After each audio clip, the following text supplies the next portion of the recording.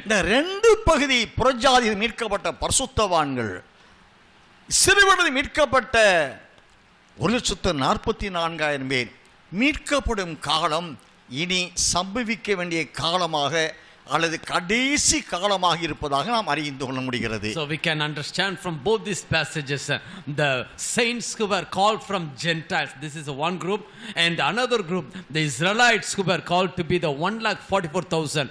The both things which are going to take place regarding these two groups are going to be called as the last days events we can identify. புறஜாதியாருடைய மீட்பு நிறைவடைவதை தடுக்கும்படி சாத்தான் கடுமையாய் யுத்தம் செய்கிறான் இந்த புறஜாதிகளோடு என்பதை வெளிப்படுத்தல் 6ஆம் அதிகாரம் 12ஆம் வசனத்தை வாசிக்கலாம். Revelation 6 and 12. அவர் 6ஆம் முத்திரையை உடைக்க கண்டேன், இதோ பூமி மிகவும் அதிர்ந்தது,